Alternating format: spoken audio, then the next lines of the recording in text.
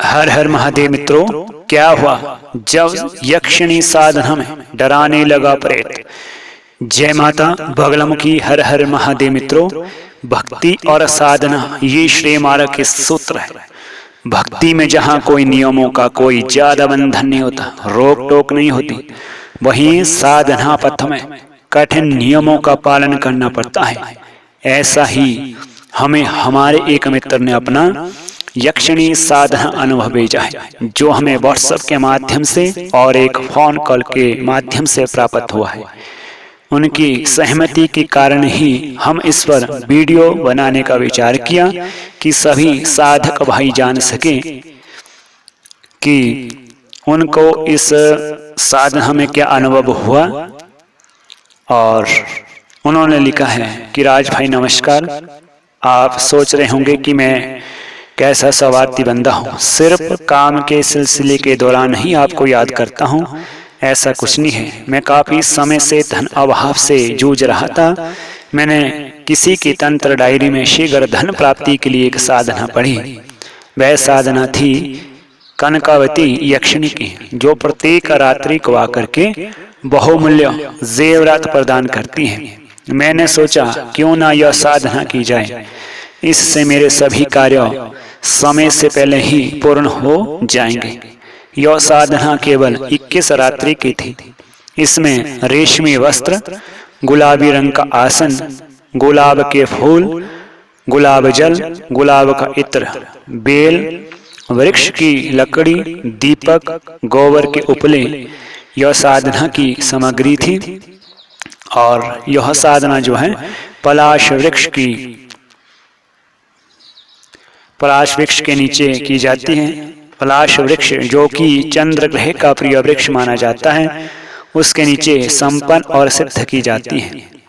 मैंने साधना की सभी वस्तुएं इकट्ठी की और उत्तर भाद्रपद नक्षत्र की रात्रि को साधना करने बैठे। कनकावती यक्षिणी साधना का मंत्र इस प्रकार से था। ओम कनकावती शीघ्र आगच्छ कुरु कुरु स्वाहम।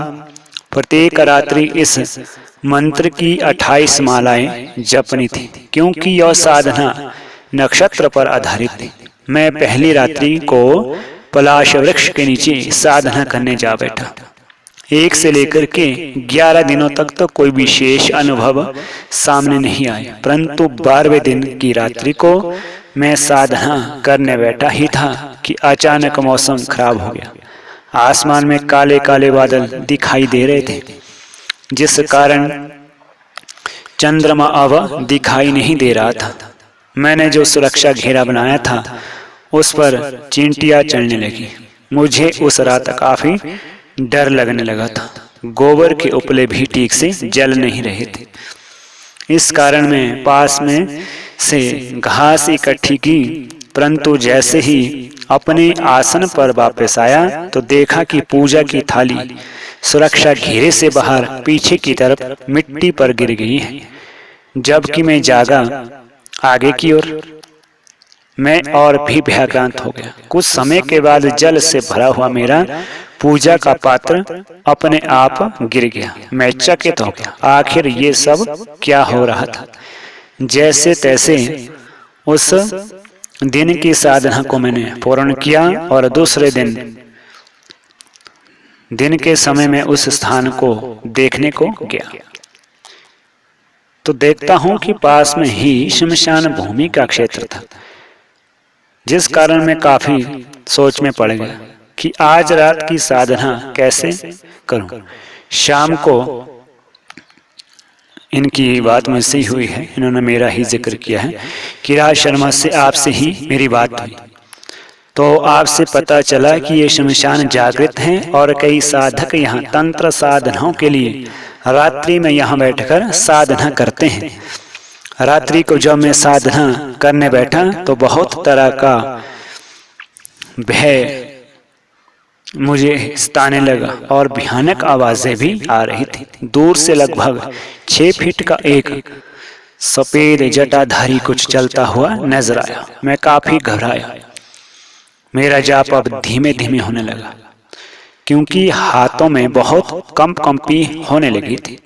जब मेरे सामने वह बिल्कुल नजदीक आ गया तो वह मेरे आसन के आगे बैठ गया।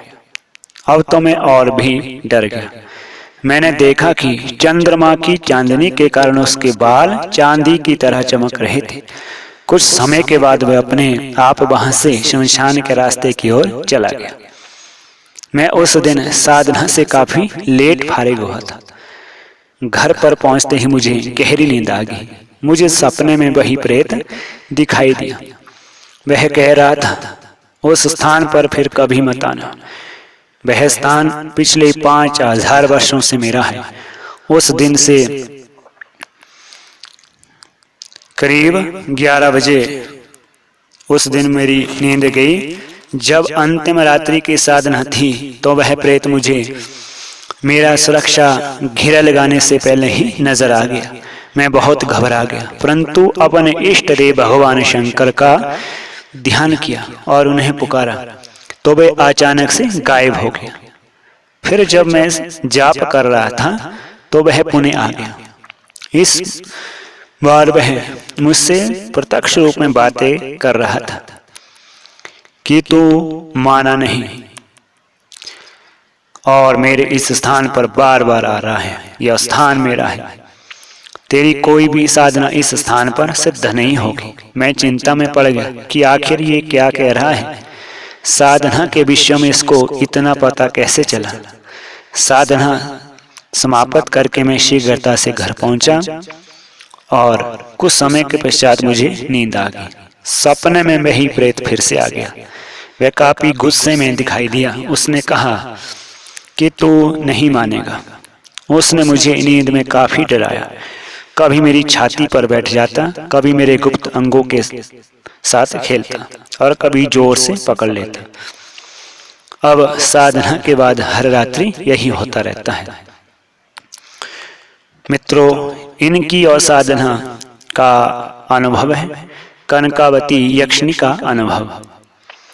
तो उन्होंने मुझे फोन कॉल के माध्यम से भी ये साधना का अनुभव बताया था और मुझे व्हाट्सएप के माध्यम से भी लिख करके बताया। उन्होंने तो इंग्लिश में लिखा हुआ था। मित्रों, बहुधा ऐसा देखा गया है कि जो साधक कहीं से भी साधना को उठा लेते हैं, कई इंटरनेट के माध्यम से साधना को पढ़ लेते हैं और मन मना लेते हैं साधना करने का, परंतु जिस स्थान पर आप साधना करने जा रहे हैं पहले उस स्थान का अच्छे से मुआयना कीजिए कि आसपास कोई नकारात्मक ऊर्जा वाले कोई क्षेत्र तो नहीं है जो हमारी ऊर्जा को अवशोषित कर सके।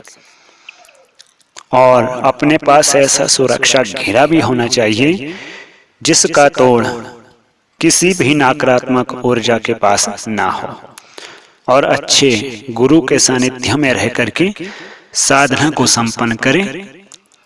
नहीं तो बहुत प्रकार के अवरोध जीवन में आ सकते हैं। जय माता दी। हर हर महादेव।